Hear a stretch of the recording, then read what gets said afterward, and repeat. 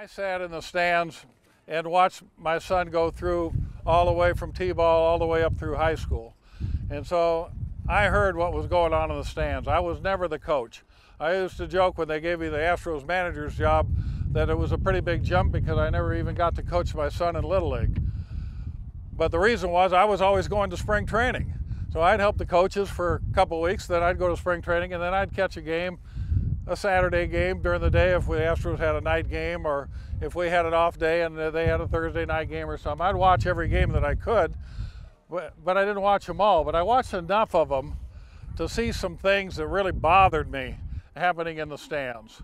And this is what I'm talking about here. One, I don't have to worry about you encouraging your kids. I know you're going to cheer for them when they do something well, and I know you're going to be happy for the other kids on the team when they do something well too. But that's what we want to really stress, is the positive energy, encouraging the kids. And you know, there's going to be times when maybe your son or daughter doesn't get to play the position you'd like for them to play, or they don't get to hit in the part of the batting order you'd like them to hit in, and so you start to get a little distressed. And sometimes, you know, I hear it in the stands, gossip, and sometimes I hear them yell it out. And I just want to reiterate that the guys that are coaching these teams aren't getting paid for it. They're giving up their time. And believe me, it's a labor of love for them, just like it is for you to watch your kids.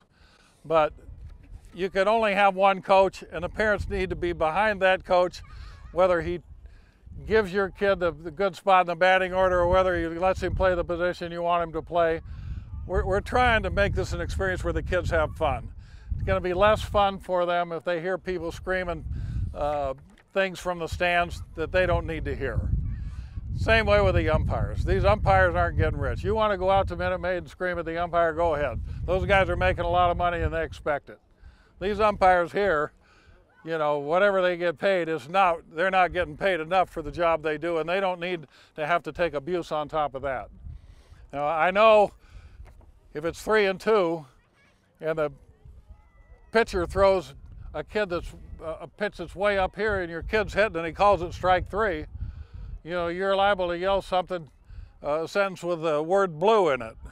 I never heard that in California, but I heard a lot of blue down here in Texas.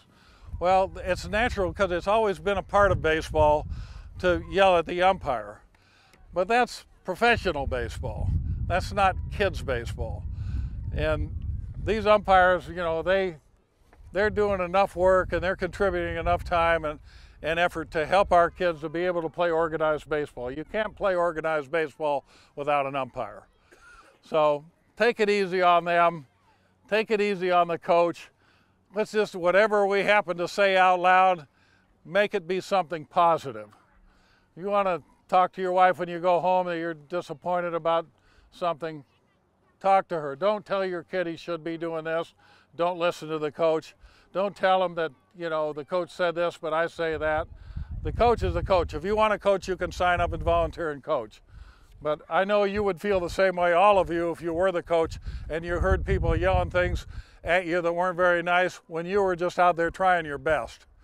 And all of these coaches are going to vary in ability from guys that have coached youth ball for a lot, and they're going to be really organized and they're going to really teach the skills well. And one of the things I told them last night is what we're about is we want the kids to be better. So if we have other coaches and it's their first year, help them. Help the coach from the other team. Show him some drills. You know, we're all about the kids becoming better players and having fun. We're not about our kids going to play for the Astros. We're not going to know that till they're teenagers, whether they have a chance to go to play college ball or whether they have a chance to sign and play pro ball. You're not going to know that at any of these ages that these kids are at now. So creating a positive environment and making them love the game is what we should be doing now. And they're going to love it a lot more if we're always supporting them and never yelling at them. And so I mentioned that to the coaches. I know it's going to happen anyway. You get emotional. I mean, it's your kid. And sometimes you're going to yell something out that you wish you hadn't said. But what I want to happen by the end of the year, and you know, you folks are here now, but when you start coming to the game, pretty soon the brother and sister is going to come, the uncle, and the grandfather. There's going to be people in the stands with you that aren't here right now.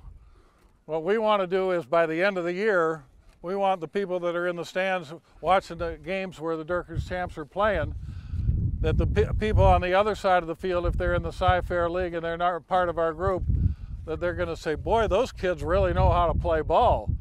Somebody's done some good coaching, and boy, those parents sure are nice. They really are encouraging their kids, and why don't they yell at the umpire? And maybe they can figure it out. That's what we're trying to get to, where we're building baseball and we're building character. I think sometimes, you know, all of you may not be Christians, but having a Christian attitude isn't necessarily about going to church every week and reading the Bible. It's about being a good person, respecting other people, and acting the way that you should. And a lot of people, I think, I did even when I was younger, I didn't grow up in a Christian home, and I had the impression at a younger point in my life where, well, you know, I'm not going to turn the other cheek. You know, I'm going to fight back. And I don't want to play with a bunch of guys that just want to be nice guys and pray all the time. I want to play with guys that want to play hard and win. Well, what I've learned since then is about half the guys in the Hall of Fame in Cooperstown are Christians, maybe more than half. And some of them are the nastiest, toughest ball players you would ever see in your life. So there is nothing about being a Christian that is going to prevent you from being a tough competitor and a good ball player. Those things are not mutually exclusive. We can do both. And that's what our goal is, to do both. We want to encourage the kids. We don't want to ridicule the opponents. I didn't mention that. A lot of times there's a kid on the other team that's really good, and all the other kids start yelling at him, and pretty soon the parents are yelling at him, and this kid's just out there pitching, and he's a good player. You know, I've seen fans in St. Louis when a guy makes a great play for the Astros, third out, he comes running into the dugout, and the fans behind the dugout are doing like this for the other team. I mean, that's what it's about when we're trying to get our kids to have fun and be better players. It's encouraging.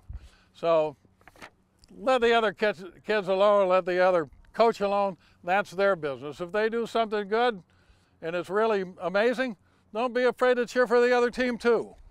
That's what we want to do. We want these kids to have a really positive experience. We want these kids to come away from this baseball season saying, man, I love this. I think I want to play fall ball. And around Christmas time, they're asking for a glove because they can't wait to get out on the baseball field the next year.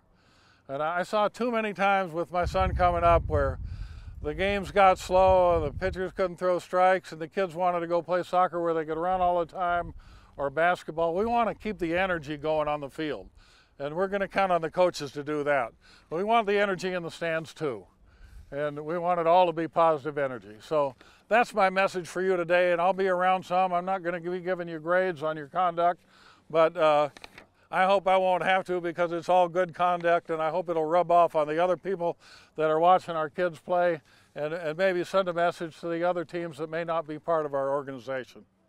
So thanks for coming out this morning. I'll look forward to seeing you more this summer.